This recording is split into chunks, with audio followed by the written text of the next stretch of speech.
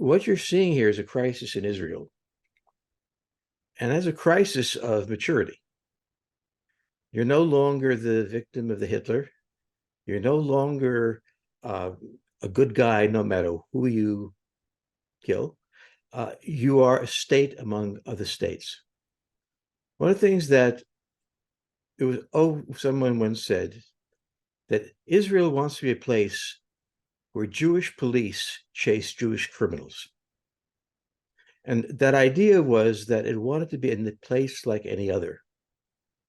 And it wanted to have all the things other nations did, including criminals and policemen and everything else.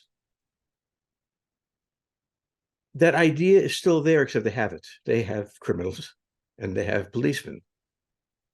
So Israel has not figured out what it is, and therefore can't figure out what its relationship to other nations are. And therefore it does things to Arabs, who also do things to them. They do things to Arabs that appall the United States for various reasons, posed and real. But it is absolutely not used to what happened here. This is particularly true of Netanyahu, whose father I knew at Cornell and was a scholar of the Spanish Inquisition, and taught us, Jews sitting at his feet, that there is no justice, there is no hope, there is nothing but strength. Now, what are you going to do if you're going to be an expert on the Spanish Inquisition? This was not useful information, but this is what he said. And that's what Bibi grew up with. He grew up with that sense that any attempted weakness is hopeless. And his attempt to create a new constitution, effectively, wasn't called that, was part of that desire to have a political hand so strong that it could deal with the enemies. And the most important thing to understand is there was a massive uprising against Bibi Netanyahu, and that this generation didn't want that. They didn't want to be prepared for war. They were talking about different things. It's not that they wouldn't be in the army or they wouldn't go into war, but their concerns were different. So one of the things we're seeing here, everybody's talking about the Arabs and what was caused. It has to be understood that Israel has been undergoing a massive shift in its self-understanding, and that this war is part of it, a very real part of it. Even if Israel comes out of this with some new vision of peace, it's not at all clear that there is a partner for peace. The concept is clear. The Palestinians are in total disarray. Arafat blew away the last real chance, and there are a lot of reasons for that, as you know. It's a tragedy. I remember after the last negotiations broke down, being at a conference here in the States where there were still Palestinian representatives and Israelis at the conference who were talking about how they were negotiating about maps of Jerusalem in the margins, even though it wasn't public. And, that is so totally gone. So there is a coming of age that has to happen with the Palestinians also. And I don't know how that's going to happen or if it will happen. And then we have the tragedy that, to add to it, that not only do both have to come to different sort of realizations about themselves, they have to do it at the same time.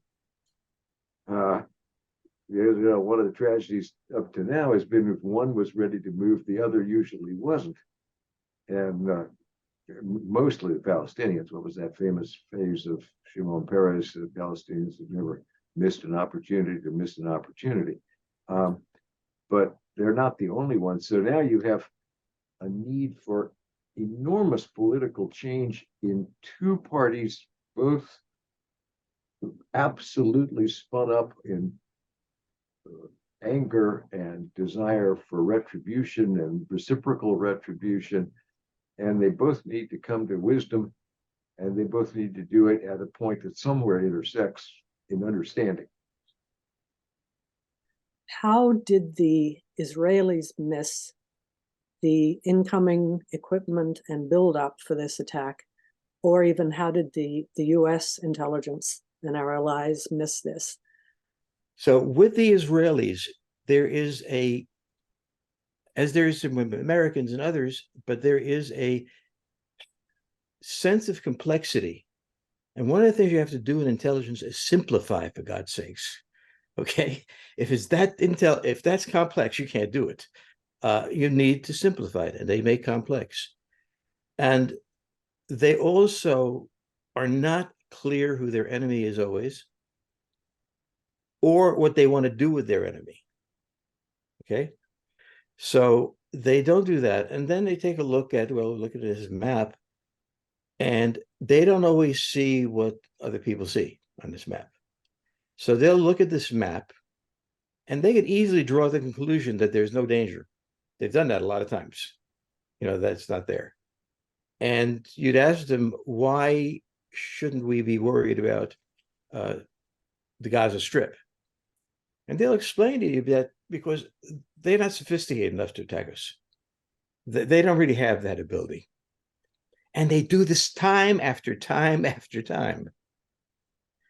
The denigration of the enemy, this is in Israel during the 1973 war, there was a general called Zaire who decided that there was not going to be an attack. No matter how much intelligence was mounted up, he was the head of military intelligence. No matter how much was hinted up, Mossad, human intelligence, was shoving information at them like crazy. He refused to mobilize because they can't do this. They can't attack.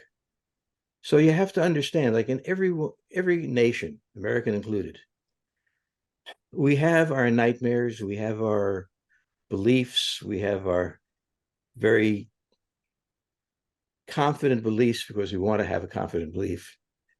And Israelis are no different. The only problem is they can't afford it.